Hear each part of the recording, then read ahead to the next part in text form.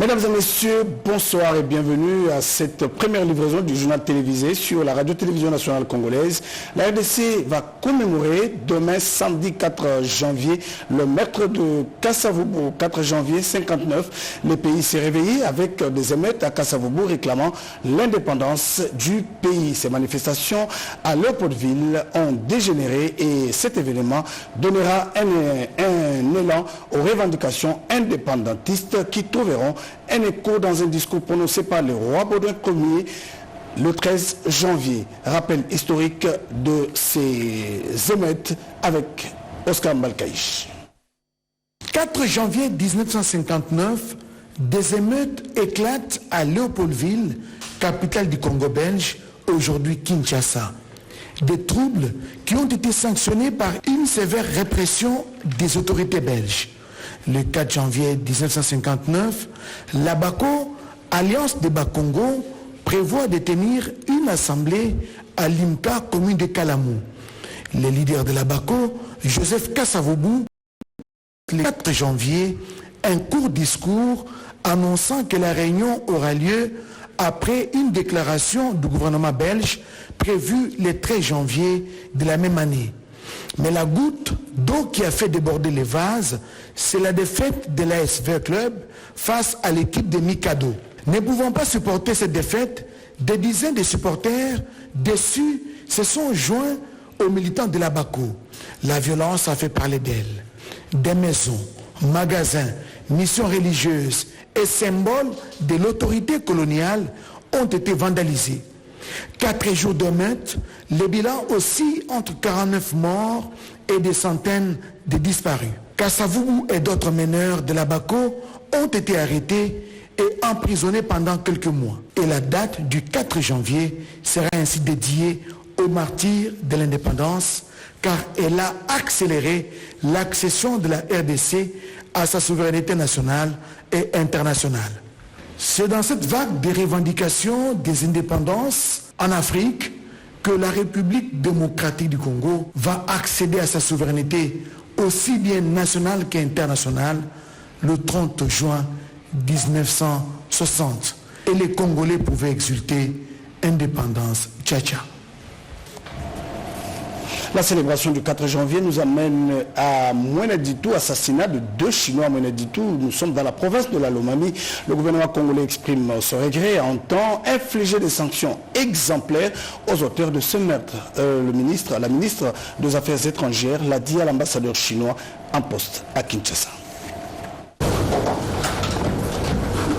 2 sujets chinois en poste à Mweneditou dans la province de la Lomami pour la construction de la route nationale numéro 1 ont perdu la vie mercredi. Un incident causé par un policier qui a tiré sur eux à bout portant. Une situation qui frustre les relations bilatérales entre la République démocratique du Congo et la Chine, qui a appelé la tenue d'une réunion de crise présidée jeudi par la vice-ministre des Affaires étrangères, coopération internationale et francophonie, Gracia Yambakazadi. Elle a réuni plusieurs responsables de sécurité, dont ceux du ministère de l'Intérieur, Sécurité et Affaires coutumières, qui ont pu cerner tous les contours de ce drame. Excellence, Monsieur l'ambassadeur de la République populaire de Chine en RDC. Il a également été question au cours de l'audience qui a suivi cette rencontre. L'ambassadeur chinois en République démocratique du Congo, Zhao Bin, a reçu les assurances de la vice-ministre des Affaires étrangères que pareil incident ne se reproduirait plus. Une batterie de mesures a été prise pour apaiser et encadrer la communauté chinoise sur place. Des sanctions sont prévues pour l'auteur de ces crimes qui courent encore. Le ministère des Affaires étrangères a présenté ses condoléances à l'ambassadeur de Chine en RDC, tout en lui rassurant la volonté du gouvernement de la République de protéger les droits des ressortissants chinois en général, mais en particulier ceux venus travailler en terre congolaise. De Mweneditou, nous allons nous arrêter un moment en Bujimaï. L'AMIBA peut désormais compter sur la volonté du président de la République, Félix Antoine Tshisekedi Tshilombo, pour sa relance. Avec l'injection de 50 millions de dollars, la priorité est à l'achat des équipements et un contrôle rigoureux sera effectué. Ainsi en a décidé le garant de la nation. C'est un ouf de soulagement pour la population du Kassai oriental car la relance de la société minière de Bakwanga, tant attendue, représente aujourd'hui une étape cruciale pour l'économie de la RDC en général et en particulier la ville d'Mbujimai. Le 50 millions de dollars débloqué par le président de la République, Félix Antoine Tshisekedi Tshilombo, vise à moderniser les infrastructures de cette entreprise, acheter l'outil de production, améliorer les conditions de travail et relancer la production aux arrêts depuis plusieurs années. Ce financement du président de la République, Félix Antoine Tshisekedi Tshilombo, a été accueilli avec enthousiasme par le personnel et le syndicat. Le président du conseil d'administration de la MIBA, Jean-Charles Kotolo Lakombe, a remercié le président de la République pour les efforts inlassables qu'il déploie en faisant de la MIBA sa préoccupation personnelle pour le décollage de la géante minière de Bakwanga. La solution est que nous devons arrêter de dépendre littéralement du gouvernement ou bien du ministère des Finances. La MIBA doit reprendre ses activités. Le chef de l'État et le gouvernement viennent de nous doter de 70 millions de dollars. Mais 70 millions-là, il faut que ça soit bien géré. Une chose est vraie est que les histoires de rétrocommission doivent prendre fin. On ne doit pas, nous sommes venus à la MIBA pour changer et non pas pour continuer avec des erreurs d'hier. Aujourd'hui, la relance de la MIBA est perçue comme une opportunité de redresser une industrie vitale pour la province du Kassai oriental.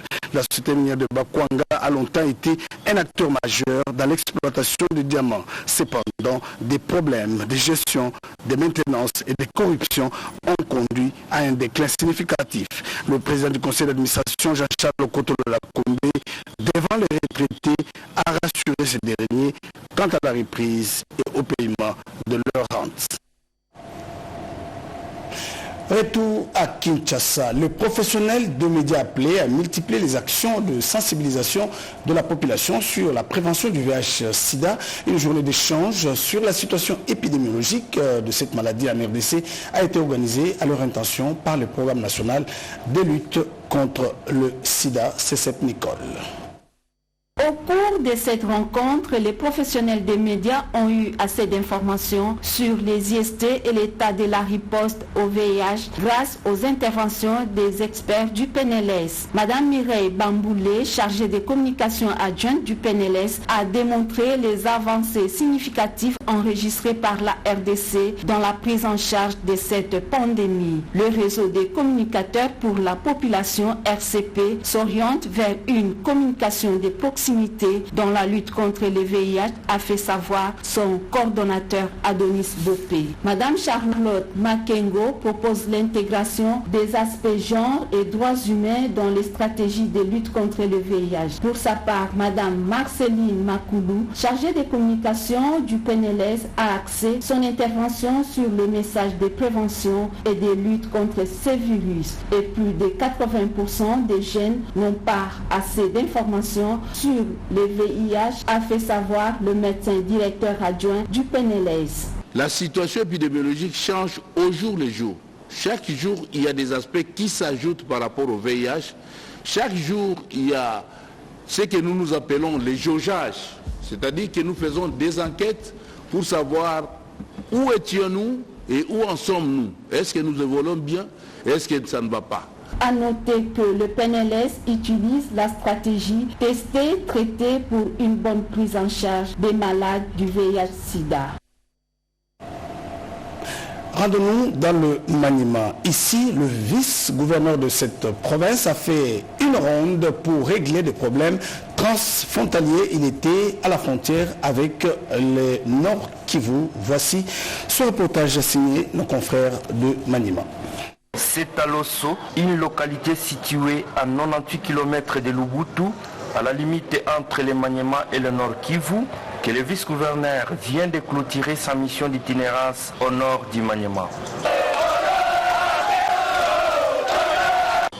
Accompagné de quelques membres du Conseil de sécurité, l'honorable Katisamba Makoubouli, est allé se rendre compte de l'application de la décision prise par les gouverneurs des provinces, celle de limiter le nombre de services de l'État œuvrant à cette barrière.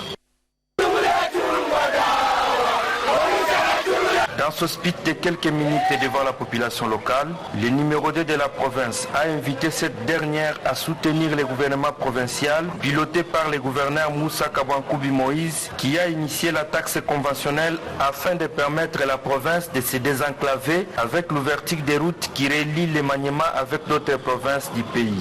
Je fais le Nord Maniema pour venir lancer les travaux de réhabilitation des routes Punya, Lubutu. Je ne devais pas aussi se limiter à Lubutu.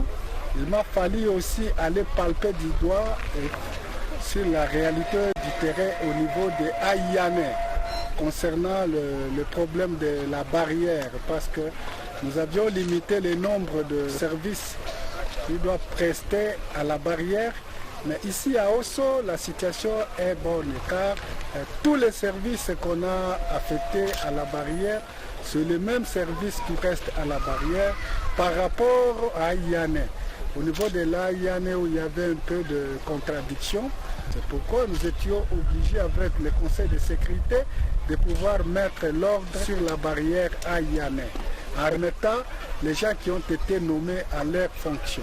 J'exhorte seulement la population de Lubutu, en particulier, et celle de Nord Maniema en général, de soutenir le gouvernement Moussa Kabankoubi Moïse, y compris aussi le chef de l'État Félix Tshisekedi Tshilombo, qui ne cesse à se battre pour trouver la paix à l'est du pays.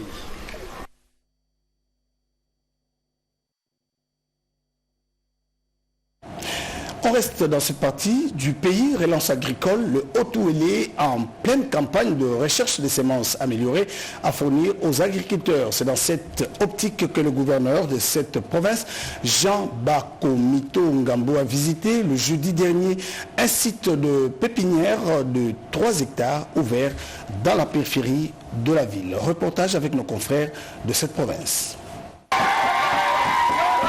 La campagne agricole pour consacrer la revanche du sol et sous le sous-sol, proclamée par le chef de l'État, se porte en merveille. Dans le Haut-Ouélé, le gouverneur se distingue par la multiplication des germaux pépinières des cultures pérennes, à l'image de celles qu'il visite le jeudi 2 janvier 2025 au village Obaï, situé au point kilométrique 7 sur la route Neissou. Jean Bakomito Ngambo explique. Suivant la vision du chef de l'État, le président Félix-Antoine Tshisekedi, il nous faut absolument faire en sorte que la revanche du sous-sol sur le sol devienne une réalité. Nous voulons combiner l'or jaune avec l'or vert pour diversifier notre économie. Nous allons également les dupliquer dans les 6 territoires pour nous permettre d'avoir un vaste plan qui va révolutionner l'agriculture dans la province du Haut-Ouélé. Pour sa part, l'ingénieur Richard Mondongo, chef du sous-secteur ONAPAC Haut-Ouélé qui gère le site, en donne quelques détails techniques. Nous avons le programme d'installer un centre de multiplication du matériel végétal performant. Ça va concerner 3 cultures, le café, le cacao et le palmier à huile. L'étendue ici est de 3 hectares. C'est seulement pour la germination.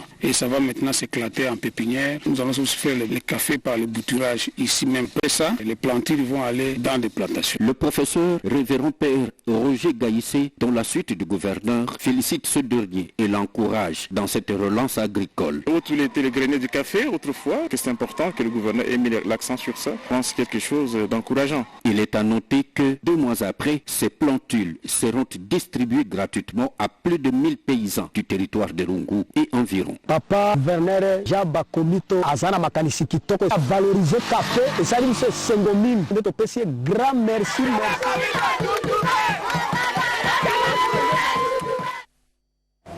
Et puis d'une province à une autre, nous allons nous rendre à Goma, c'est dans le Nord Kivu. Les orphelins des militaires tombés dans la guerre d'agression rwandaise et leurs veuves ont partagé un repas des cœurs à la résidence du gouverneur militaire du Nord Kivu, le général-major Peter Chirimwami.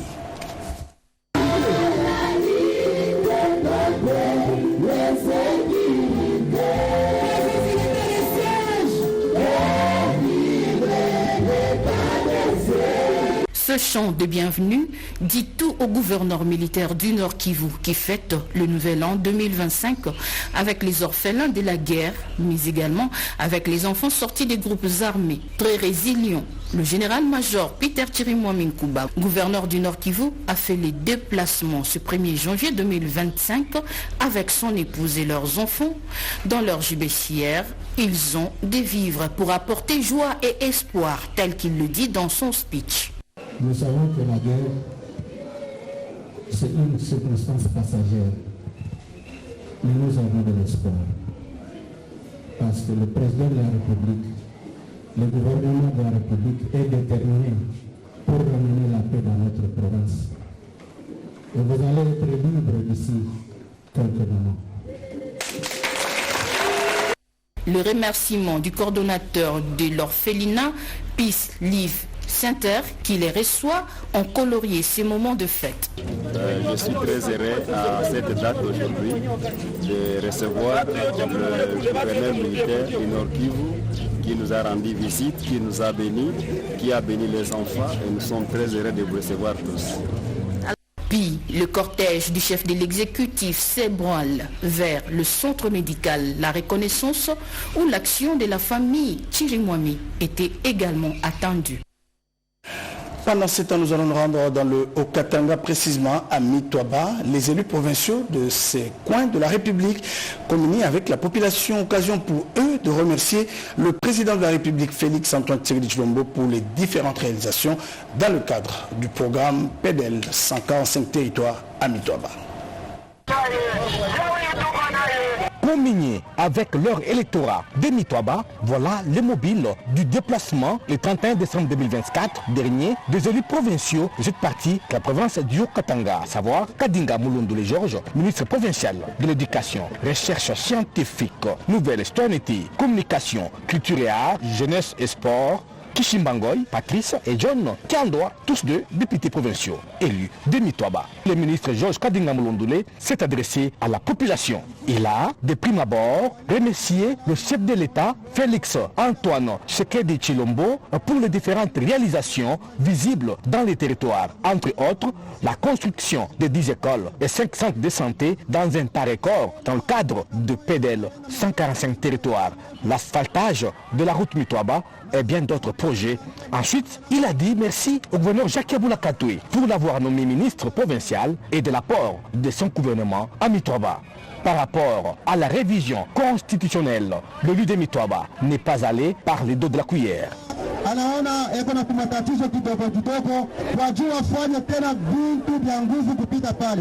Le chef de l'État a vu qu'il a quelques petites difficultés. Pour qu'il fasse beaucoup de choses meilleures, nous devons nous asseoir pour modifier notre constitution qui a vieilli. Avec cette foule nombreuse venue accueillir les trois fils du terroir, un héros, cela est une preuve éloquente que Georges Kadinga Mulundule, Fabrice Kishimbangoy et John Kiandoa sont des vrais leaders à Mitwaba. Dans le Tanganyika, nous allons voir ce qu'a été la cérémonie de remise de prix par une ASBEL dynamique Guy Niembo.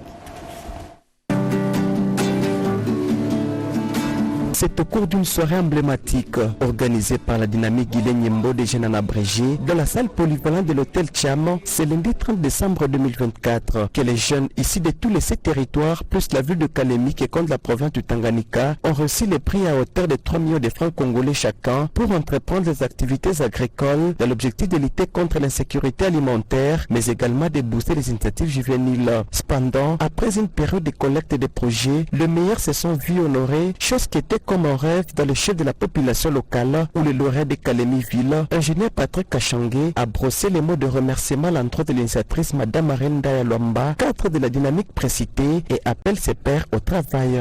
Pour le coordonnateur de la région Tanganyika, M. Norris Moulongoyi, s'est également tapé l'élixir pour la concrétisation et la réussite de cette activité. Signalons que cette initiative commence dorénavant et restera en continu dans le même cadre chaque année, a indiqué M. Timothée Chamanga, directeur de cabinet de Mme Arel Ndaya Karciela, sous l'impulsion du patriarche Guilhem Mbouija, vice-premier ministre et ministre du Plan, dans le sens de matérialiser la vision du chef de l'État Félix Antoine Tshisekedi Tshilombo, je cite, le peuple d'abord. Je suis très heureux ce soir pour avoir abouti avec ces concours à ce jour de remise de prix.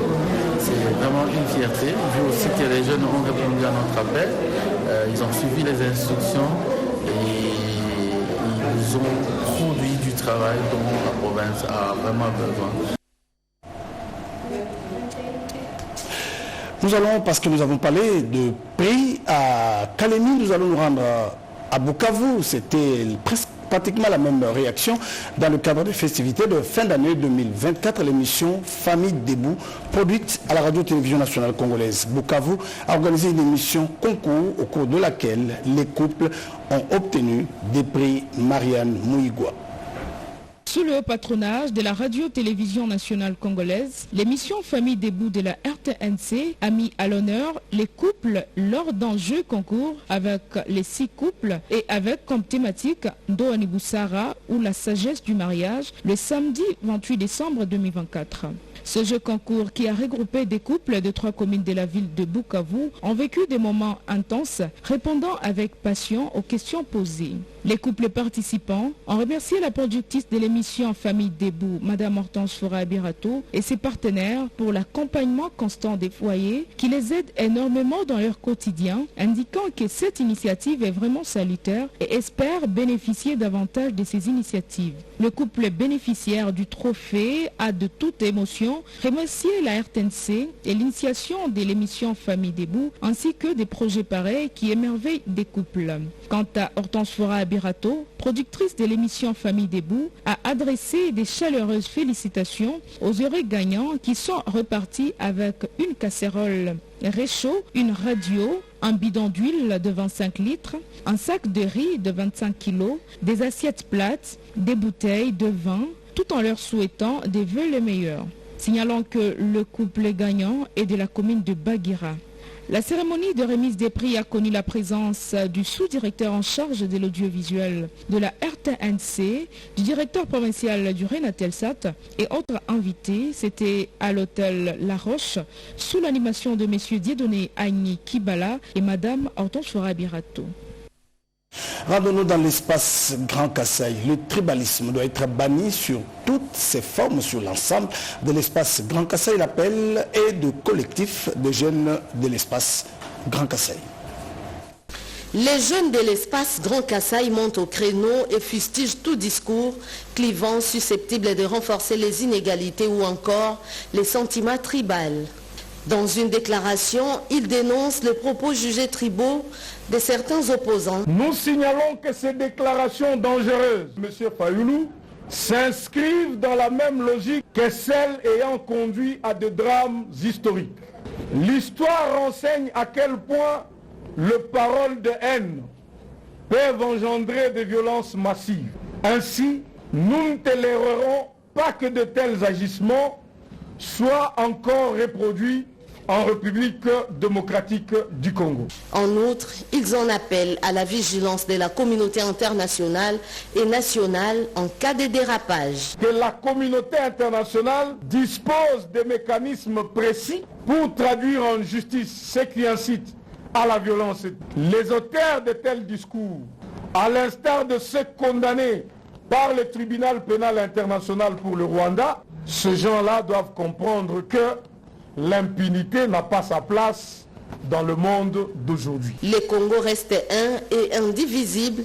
L'unité nationale autour du chef de l'État, Félix Antoine Tshisekedi Tshilombo, reste le seul dénominateur commun pour une nation, ont-ils insisté dans leur message.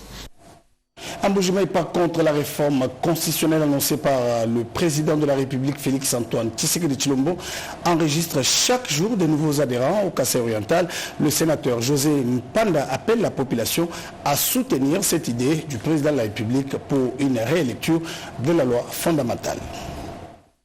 Dans un contexte politique en République démocratique du Congo marqué par des débats intenses sur la révision constitutionnelle, le sénateur José Mpanda Kabango, à marge de la visite du chef de l'État à Mbuji-Mayi, a lancé un appel fort en faveur du soutien au président de la République pour la révision ou le changement de la Constitution.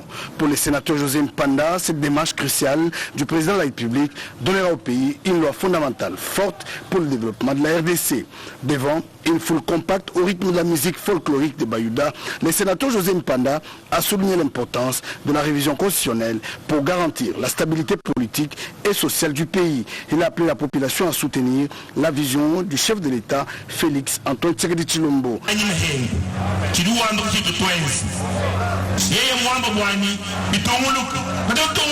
Chers frères et sœurs, nous félicitons le président de la République pour la transformation de notre vie.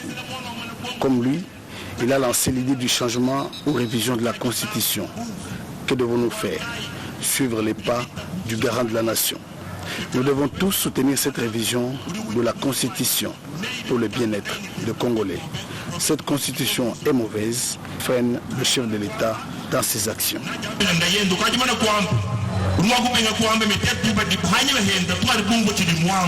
José Mpanda Kabango remercie le président de la République et la première dame, Denise Nyakero Tshisekedi, pour la voie urbaine à Mbuji-Mayi qui fait aujourd'hui de la ville de Mbuji-Mayi la plus belle dans l'espace du Grand Kasaï.